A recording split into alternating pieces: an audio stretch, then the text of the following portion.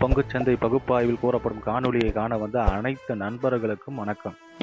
பங்குச்சந்தையில் கூறப்படும் காளைய நிலை, கரடியின் மதிப்பு எந்த அளவுக்கு பங்குச்சந்தையில் தனித்துவத்தை ஏற்படுத்தி வருகிறது என்பதை பற்றி நமது காணொளியில் தெளிவாக சொல்கிறோம். பங்குச்சந்தையில் கூறப்படும் கருத்துக்கள் அனைத்தும் தனிப்பட்ட கருத்து, கல்வி நோக்கத்துக்காக மட்டுமே கூறப்படுகிறது. வாங்க காணொளி உள்ள போலாம். நிஃப்டி 50 புதன்கிழமை பங்குச்சந்தையுடைய காளையோட நேர்மறை, கரடியோட எதிர்மறை மற்றும் நிலை மதிப்பை பார்ப்பதற்கு முன்பு இன்று பங்குச்சந்தையில் நிலை மதிப்பு எவ்வாறு செயல்பட்டது என்று சொல்லி பார்ப்போம்.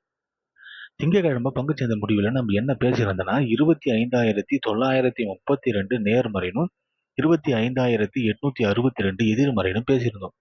இன்று பங்குச்சந்தையோட துவக்கம் 25,940. இது ஒரு நேர்மறையான துவக்கம் தான்.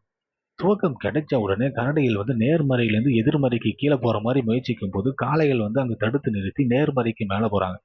நேர்மறையிலிருந்து இலக்கு 1 26,038 என்ற நிலையை அடைவதற்கு காளைகள் முயற்சி செய்யும் போது கரடிகள் அங்கு தடுத்து நிறுத்தி நேர்மறையிலிருந்து எதிர்மறைக்கு கீழே வர மாதிரி முயற்சி பண்றாங்க. ஆனா காளைகள் தடுத்து நிறுத்தி இந்த பங்குச்சந்தையோட முடிவு நேர்மறைக்கு மேல் 25,970 என்ற நிலையில் இன்று பங்குச்சந்தை முடிவடைகிறது.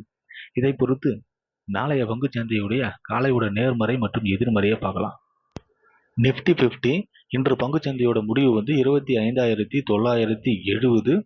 இதை பொறுத்து நாளைய பங்குச்சந்தையுடைய காளையோட நேர்மறை 26,038, இலக்கு 1 26,086, இலக்கு 2 26,162.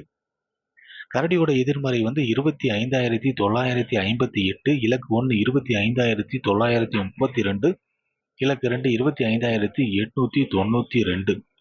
பங்குச்சந்தை பகுப்பாய்வில் கூறப்படும் கருத்துக்கள், நிலை மதிப்புகள் உங்களுக்கு பிடித்திருந்தால் லைக், ஷேர், சப்ஸ்கிரைப் பண்ணுங்க. உங்கள் கருத்துக்களை கமெண்ட் பாக்ஸில் தெரிவிக்கவும். நன்றி.